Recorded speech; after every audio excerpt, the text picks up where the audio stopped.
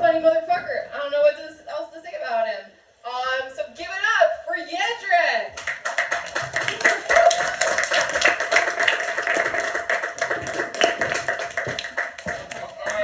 Come on, give it up. Pretend that it's Christmas and you just saw me coming down the chimney.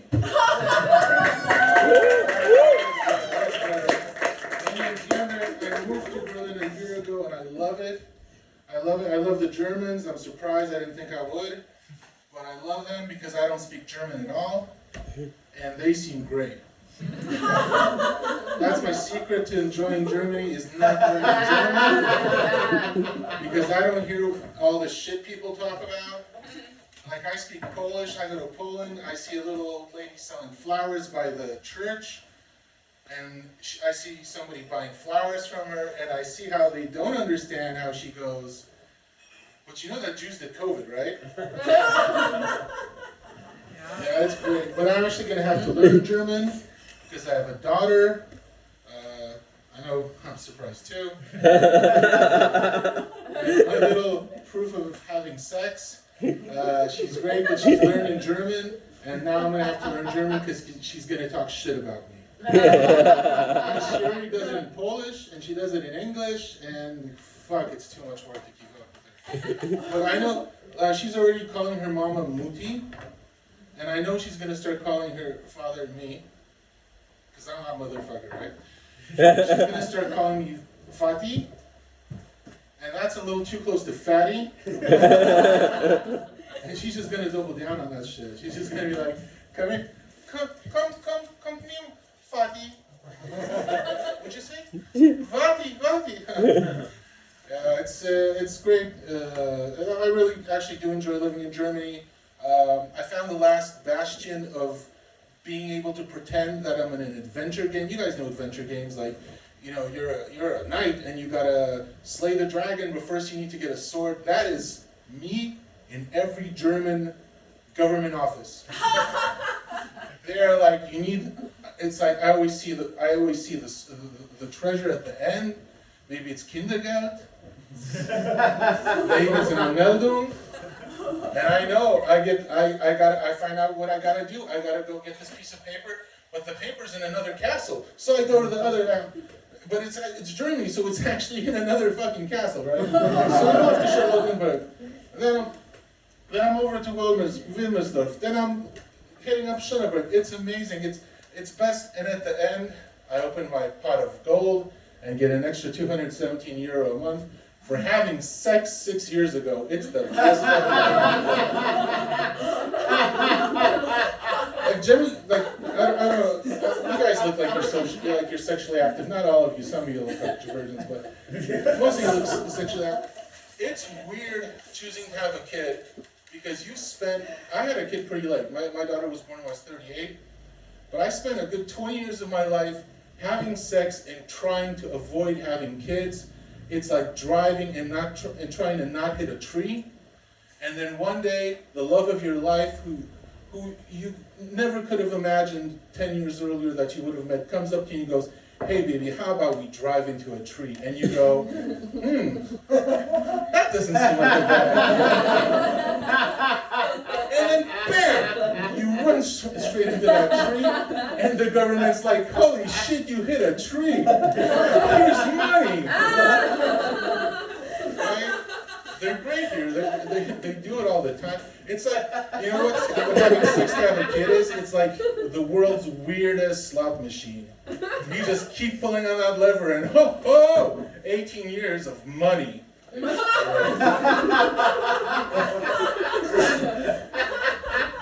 The only thing I don't like in Germany, let's be real, there's a lot of things I don't like in Germany. But I come from Poland, so there's a lot fewer than you'd think. Because Germans are like, "Oh no, it's the Berlin winters, they're so bad." I'm like, have you been to Warsaw? At least the air here doesn't smell like burning tires. I tell that joke and people are like, "Warsaw sucks," and they're right.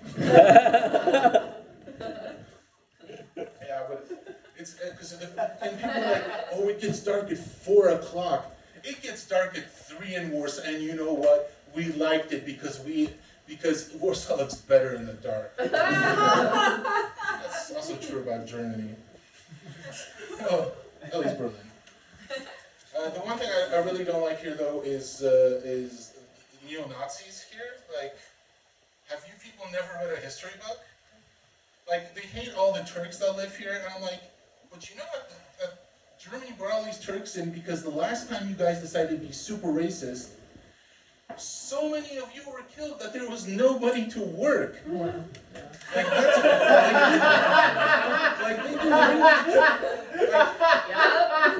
like they didn't bring all these Turkish people over to make doner and fucking kebabs. It wasn't like, this schnitzel's not hitting right, let's bring somebody over and try something new, right? They were like, hey, we don't have people who work in factories. Yeah. So, but I've noticed that there's this group of people who writes comments on every time there's a crime, like in Berlin or in Germany in general. There's people who write comments under every post, and they're like, "Can you please tell us the race and ethnicity of the person who committed this crime?" So I started doing the same thing, except under articles about Nazis.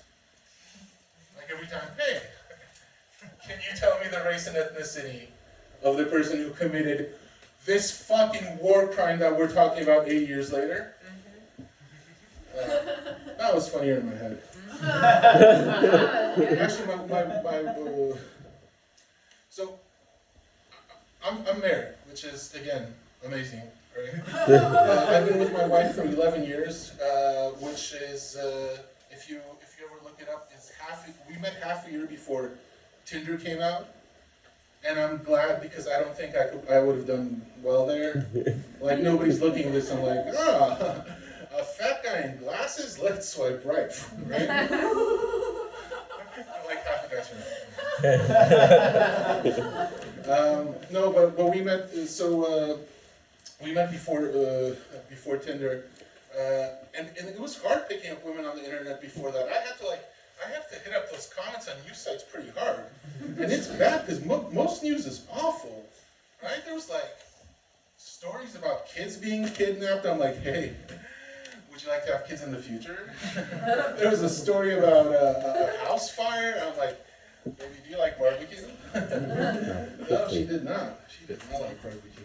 But I've actually, but now that I'm getting older, I'm getting overwhelmed by the amount of work, taking care of my kid, and I'm learning German.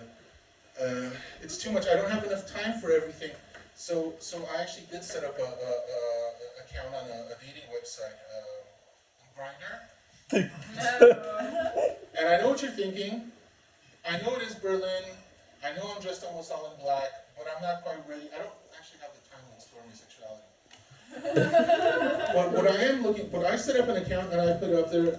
I didn't put up a photo, just like a picture of a gay little pony. And I just wrote, I'm looking for a man who has a family and is cheating on his wife, having sex with men on the down low.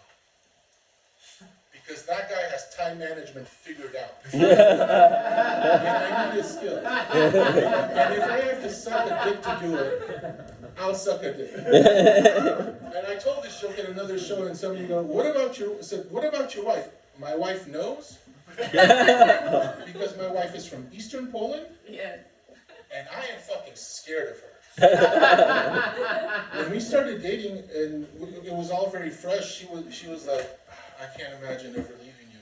And I thought that was, a little toxic, because does that mean I could cheat on her? Does that mean I could be mean to her and she'd still be with me? And no, she just told me flat out then, almost 11 years ago, if you fuck up too bad, I will kill you. And that is the energy that I need. I don't believe in God, but I believe in my wife. Right? So she knows. And she will, and she's told me, she said, listen, if Grindr doesn't work out, you can hit up the second gayest website out there, Pinterest. And if that doesn't work out, maybe Zlandis. Anyway, that's my time. Thank you.